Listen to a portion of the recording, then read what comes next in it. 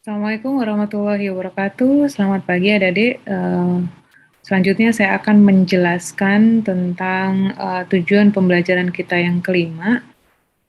Oke, saya share screen dulu. Ini terkait dengan bagaimana kita dapat menjelaskan laporan keuangan untuk perusahaan perseorangan, gitu ya, dan bagaimana uh, laporan atau unsur-unsur dalam laporan keuangan itu saling terkait dengan satu dan yang lainnya.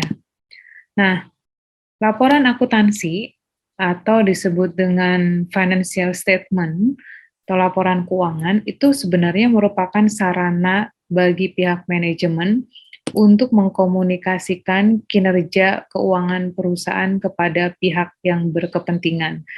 Nah, bagaimana ini disebut sebagai sarana untuk mengkomunikasikan? Karena tidak semua pihak, misalnya investor atau kreditur atau pemerintah, mengetahui aktivitas operasional perusahaan hari demi harinya. Sehingga bagaimana kita bisa memberikan informasi kepada mereka atau kepada stakeholders atau kepada pihak yang berkepentingan itu, yaitu dengan cara kita memberikan laporan keuangan kepada mereka. Nah, laporan keuangan itu berisi semua informasi keuangan yang terangkum dalam beberapa elemen laporan keuangan. Jadi ada beberapa jenis atau elemen dalam laporan keuangan itu.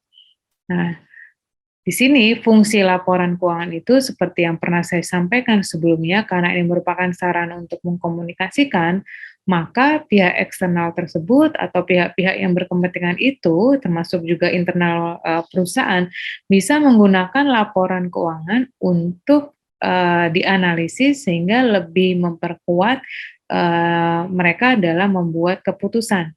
Jadi ada dasar pertimbangannya. Nah, kemudian di sini ada namanya income statement. The income statement is a summary of the revenue and expense for the specific period of time, such as a month or a year. Jadi, salah satu elemen laporan keuangan yang pertama adalah laporan laba rugi. Apa itu laporan laba rugi? Laporan laba rugi itu merupakan laporan yang berisi pendapatan dan beban. Pendapatan itu adalah kenaikan aset atau kenaikan ekuitas perusahaan yang diperoleh dari aktivitas utama perusahaan, sedangkan beban ya merupakan pengorbanan yang dikeluarkan oleh perusahaan untuk mendapatkan manfaat di saat ini gitu ya yang sudah digunakan. Nah, contohnya apa? Laporan keuangan yang pertama ini laporan laba rugi, ini bisa dibuat secara mingguan atau tahunan. Oke, jadi waktunya untuk income statement itu lebih spesifik. Nah, selanjutnya ini adalah format laporan laba rugi. Jadi yang pertama ada nama perusahaannya. Yang selanjutnya adalah namanya income statement. Kalau bahasa Indonesia bisa kalian tulis laporan laba rugi. Nah, for the month ended November 30, 2010 atau untuk tahun yang berakhir pada 30 November atau untuk bulan yang berakhir pada 30 November 2010. Nah, ini ada pendapatan 7.500.000, beban-beban, ada beban gaji, ada beban sewa, beban perlengkapan, beban utilitas, ya, dan sebagainya. Seterusnya ada namanya total expense. Total expense-nya merupakan total dari keseluruhan beban ini, totalnya ada 4.450.000, sehingga ada pendapatan dikurangi beban sebesar 3.050.000. Nah, karena pendapatannya lebih besar dibandingkan bebannya, maka di sini muncul net income. Jadi di sini disampaikan bahwa net income is carried to the statement of owner's equity. Jadi sebelumnya kan tadi saya bilang ya, kalau ada peningkatan ekuitas itu berasal dari pendapatan, sedangkan expense mengurangi ekuitas. Nah, apabila ternyata selisih antara pendapatan dan expense itu ternyata lebih besar dari pendapatannya, maka muncul net income. Maka nanti nilai net income ini akan dibawa pada yang namanya elemen kedua, yaitu laporan perubahan ekuitas atau the statement of owner's equity. Nah, sekarang kita lihat. Apa itu laporan perubahan ekuitas? Namanya aja perubahan ekuitas ya. Berarti ini berisi a summary of the changes in the owner's equity that have occurred during a specific period of time. Jadi ini berisi tentang perubahan nilai ekuitas pemilik selama periode tertentu. Namanya perubahan ekuitas berarti ada nilai awal ekuitasnya. Kalau ada penambahan ya berarti ada tambahan ekuitas. Kalau ada pengurangan setoran modal ya berarti ada prepaid berkurang. Kalau ada laba berarti nambah ekuitasnya. Nah, ini adalah format dari statement of owner's equity. Ya, jadi di sini pertama sama ada nama perusahaannya, kemudian judulnya adalah perubahan atau laporan perubahan ekuitas atau Statement of Owner's Equity for the month ended November 30, 2010 atau untuk bulan yang berakhir pada 30 November 2010. Nah, misalnya di 1 November tidak ada modal awal, berarti 0. Bu, kalau misalnya ada modal awal bagaimana? Ya, berarti kita tuliskan berapa modal awal. Atau modal yang modal awal ini kan merupakan modal akhir bulan sebelumnya. Kalau perusahaan itu benar-benar baru berdiri, ya, baru berdiri, biasanya itu adalah modal betul-betul di awal pendirian bisnis itu. Kalau misalnya kita buat laporan 2021, ya, berarti modal awalnya bisa jadi adalah modal akhir 2020. Akhirnya itu kapan? 31 Desember 2020. Misalnya dia membuat laporan tahunan, ya, karena konsep laporan keuangan ini biasanya bisa dibuat setahun sekali, bisa dibuat per triwulan. Kalau laporannya triwulan kan berarti selesainya kan bulan Maret. Nah, berarti kalau kita buat laporan keuangan periode triwulan kedua, maka modal awalnya adalah laporan akhir di triwulan pertama. Ya. Jadi dari Maret itu Januari, Februari, Maret kan ada modal akhir. Nah, ketika kita buat laporan keuangan triwulan kedua untuk untuk April, Mei, Juni, berarti pada saat kita buat laporan keuangan di bulan Juni, modal awalnya adalah per Maret tanggal Maret 31 Maret 2020 misalnya. Nah, intinya itu. Kemudian kalau ada investment on November atau investasi tambahan ya kita tuliskan berapa tambahannya.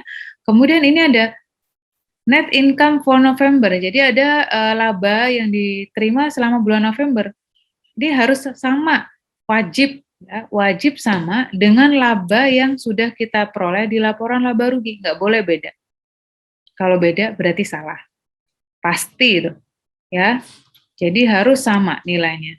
Sehingga nilainya setelah ada penambahan ekuitasnya adalah 28.050.000.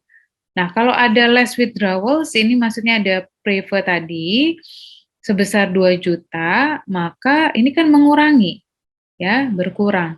Sehingga increase in owner's equity adalah 26.050.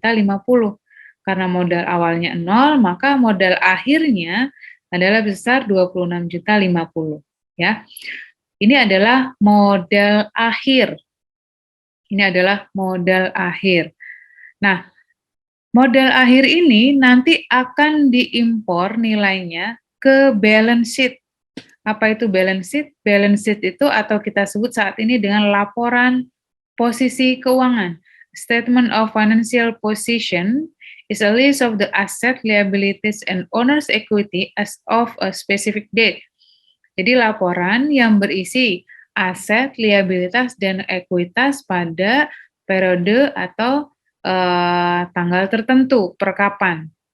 Nah, ini adalah format pembuatan laporan posisi keuangan.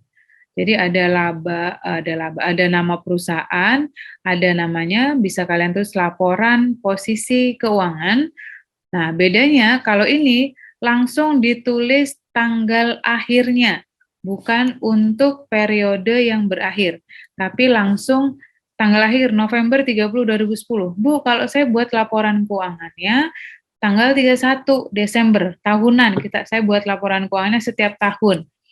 Namanya laporan keuangan setiap tahun kan berarti periodenya berakhir tanggal 31 Desember. Ya berarti neracanya nanti tanggal 31 Desember 2000 kapan? Terserah.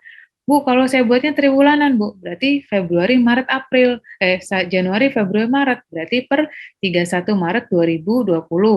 Triwulan kedua berarti Juni 30 2020 begitu ya. June 30 2020. Nah, ini berisi aset, liabilitas, dan ekuitas. Tadi di awal saya sebutkan bahwa semua elemen laporan keuangan ini saling terhubung. Maka dari itu, nilai kas, nah di sini 5.900.000, this amount is compared to the net cash flow on the statement of cash flow.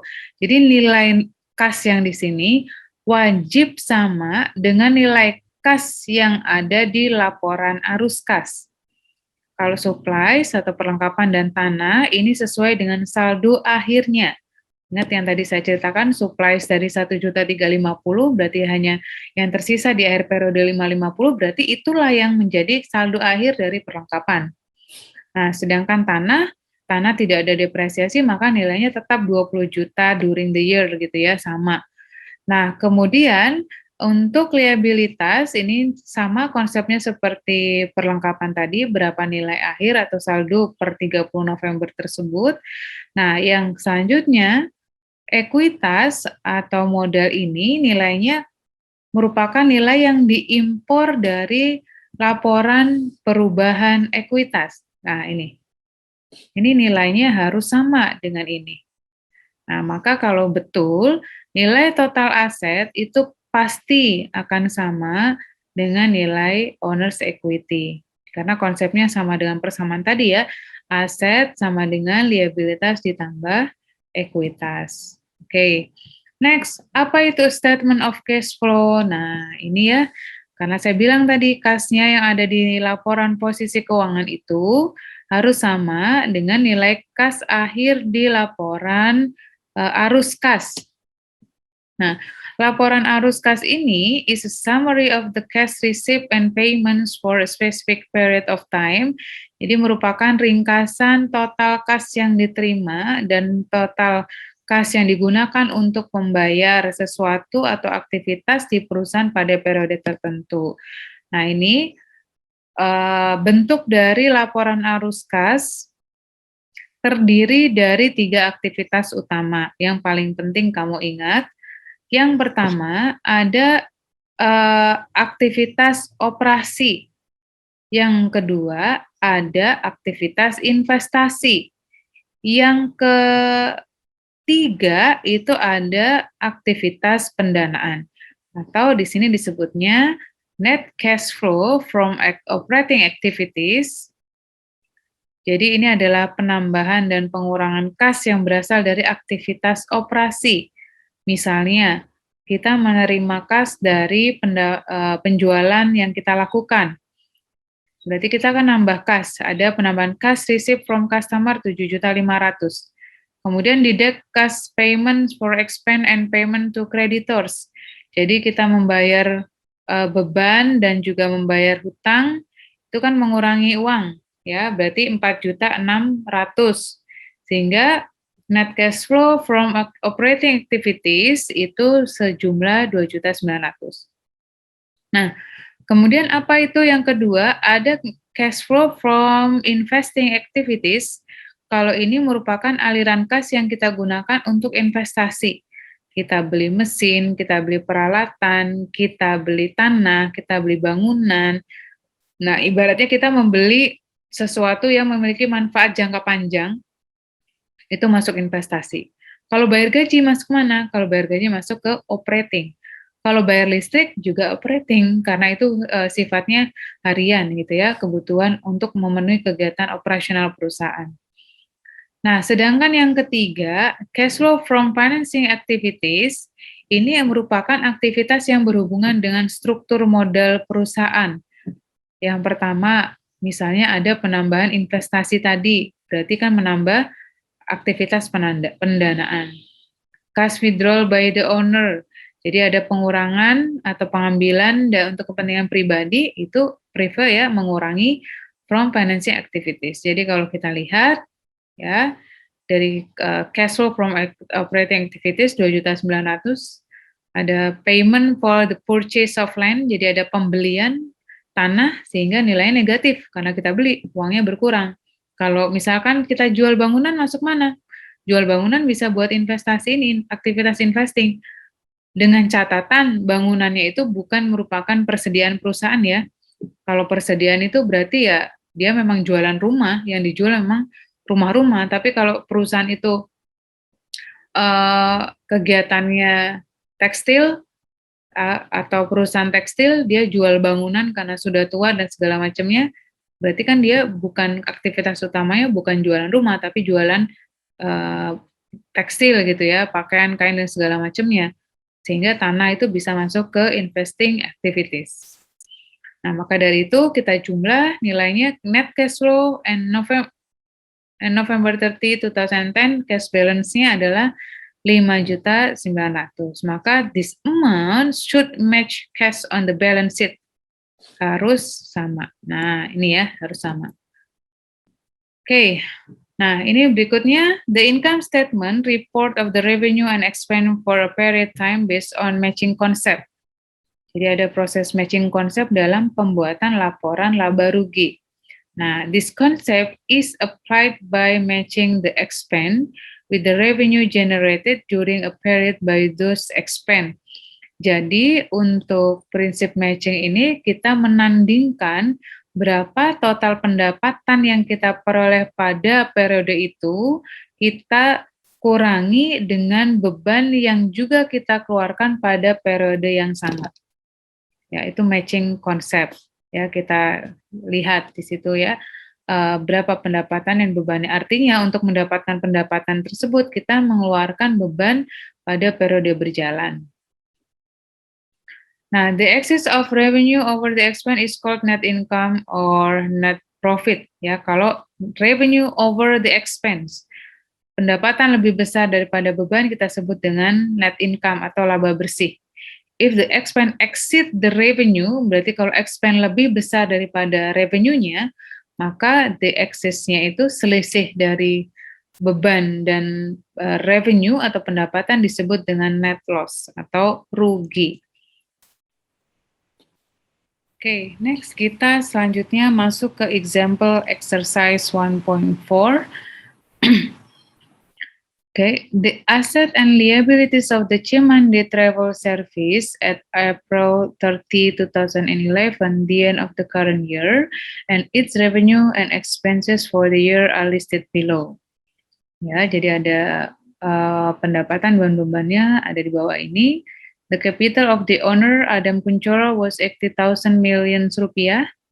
Jadi ada modalnya Adam sebagai pemilik per 1 Mei 2010. Ya, ini the beginning of the current year, jadi maksudnya modal awal Adam per bulan Mei 2010. Nah, ini adalah total untuk masing-masing akun selama periode Mei 2010 sampai dengan April 2011.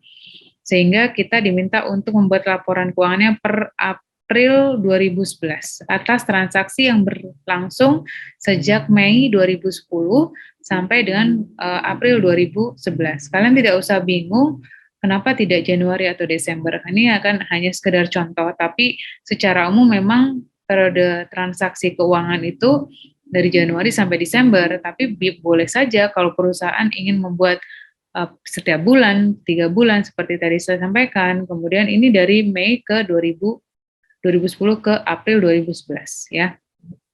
Dan nilai-nilai ini asumsinya sudah melewati penjurnalan yang tadi yang sudah kita pelajari. Ini adalah saldo akhir.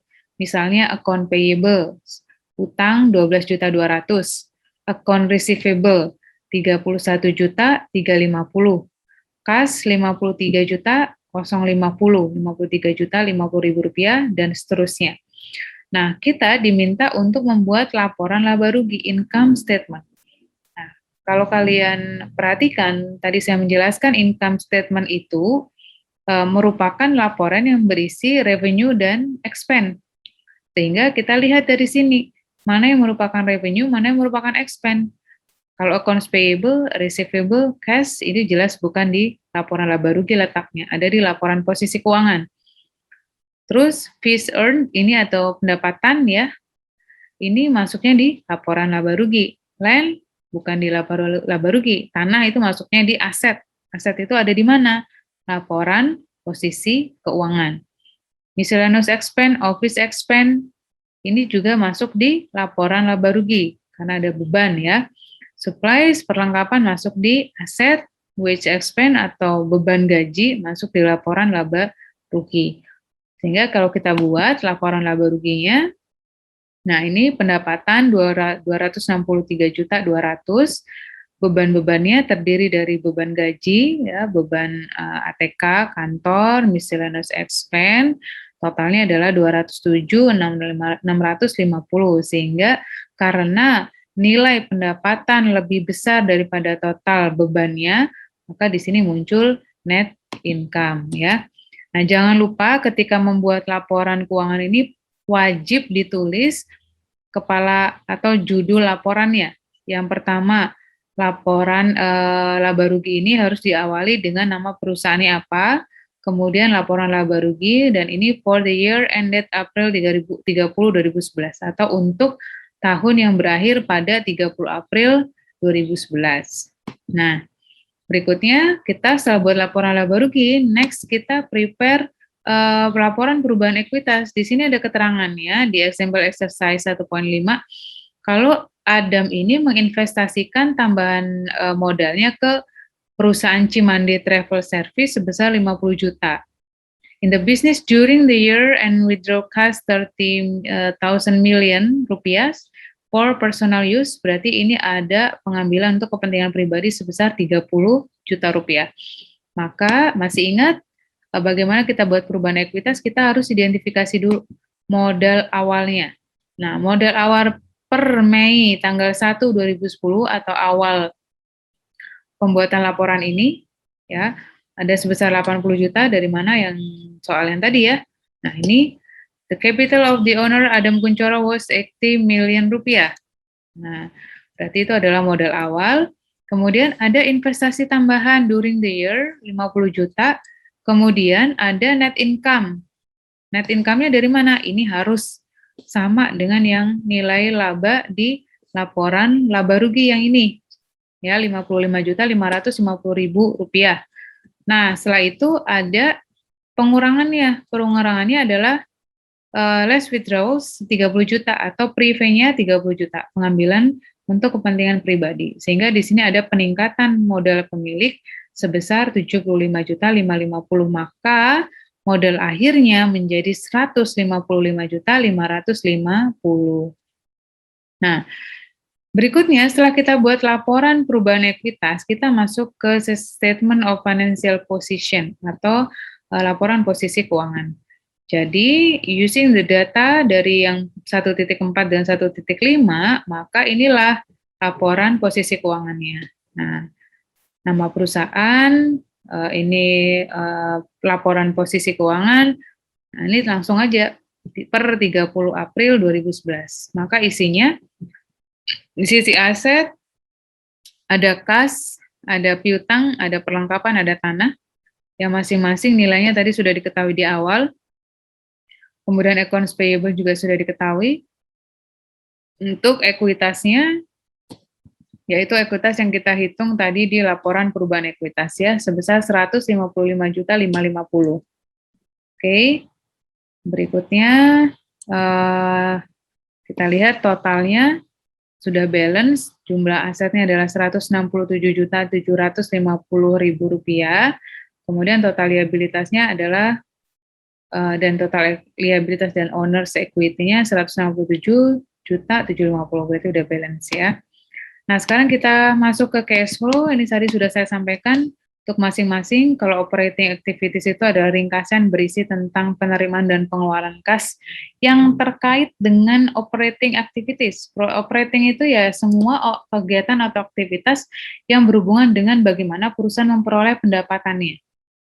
Ya, jadi kayak bayar listrik, bayar gaji, bayar beban bunga, bayar karyawan, itu masuk operating activities. Kita memperoleh income atau pendapatan dari penjualan kita juga masuk operating activities. Selanjutnya, cash flow from investing. Tadi saya sampaikan bahwa kas dari kegiatan investasi ini berasal dari transaksi ketika perusahaan melakukan akuisisi atau pembelian aset tetap yang relatively permanent asset. Nah, dikatakan di sini relatively permanent asset atau aset tetap yang memiliki masa manfaat lebih dari 1 tahun. Itu termasuk investasi. Kemudian ada financing, ini transaksi terkait dengan investasi yang dilakukan oleh pemilik. Beda dengan kalau yang tadi perusahaannya investasi. Ya, perusahaan yang melakukan investasi, membeli gedung, membeli aset tetap, membeli mesin, itu adalah company yang melakukan proses atau aktivitas investasi. Kalau yang financing activities, ini pihak lain yang melakukan investasi ke perusahaan kita dengan cara menanamkan modal, ya, dengan cara membeli saham kita, dengan cara memberikan pinjaman, atau juga ada withdrawals atau pengambilan dari pemilik. Nah, berhubungan dengan itu, ya.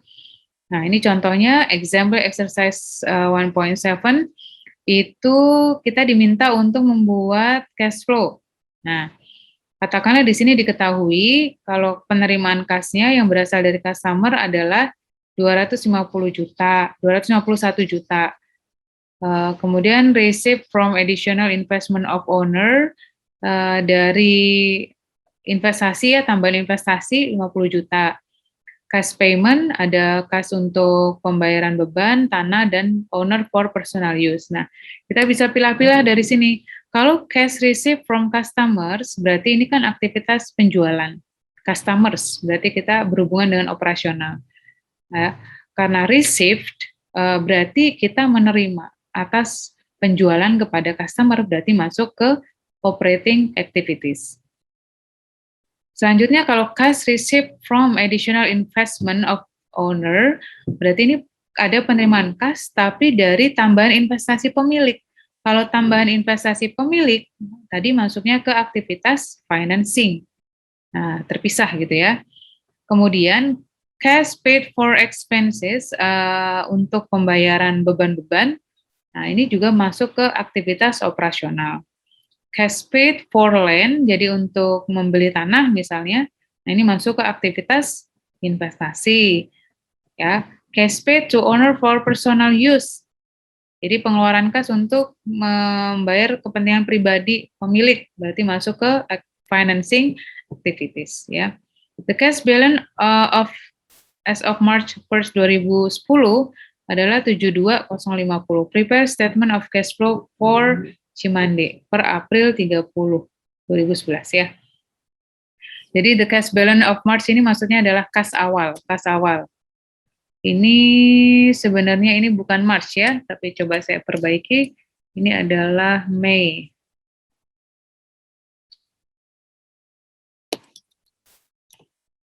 Biar sama yang tadi, ya Mei 2010.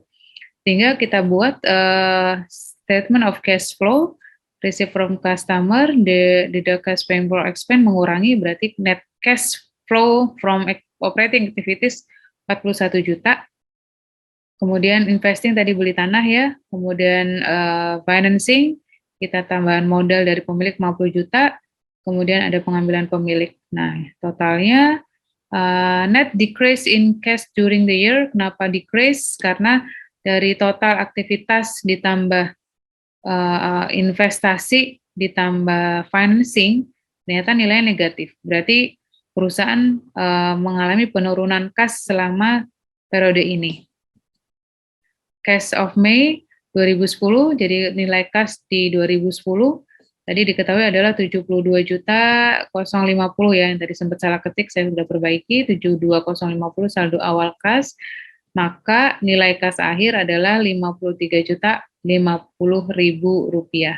Dan nilai 53050 ini harus sama dengan nilai kas yang ada di laporan posisi keuangan. Coba kita lihat laporan posisi keuangannya, apakah 53.050.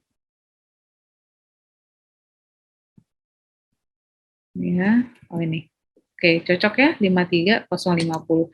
Sehingga dari sini bisa saya sampaikan bahwa seluruh laporan keuangan yang terdiri dari laporan laba rugi, laporan perubahan ekuitas, laporan posisi keuangan, dan laporan arus kas merupakan elemen-elemen dari laporan keuangan yang saling berhubungan satu dengan yang lainnya.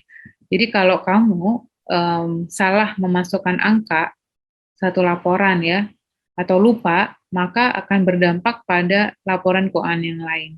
Sehingga ini harus betul-betul diperhatikan bahwa the income statement and the statement of the owner's equity are interrelated, saling berhubungan. Nah, kemudian the statement of the owner equity and the balance sheet are interrelated. Jadi masih perubahan ekuitas juga berhubungan dengan laporan posisi keuangan. Karena modal akhir di laporan perubahan ekuitas itu harus muncul sebagai nilai ekuitas di laporan posisi keuangan. Nah, begitu juga cash flow dengan laporan posisi keuangan. Nilai akhir kas yang ada di laporan arus kas itu harus sama dengan nilai kas yang ada di laporan posisi keuangan. Oke, baik, itu penjelasan tentang persamaan akuntansi dan laporan keuangan. Seperti yang sudah saya sampaikan, semoga kalian dapat memahami pemaparan dari saya. Selanjutnya, kalian bisa membaca dan mengerjakan latihan-latihan yang ada di buku kalian masing-masing. Terima kasih. Wassalamualaikum warahmatullahi wabarakatuh.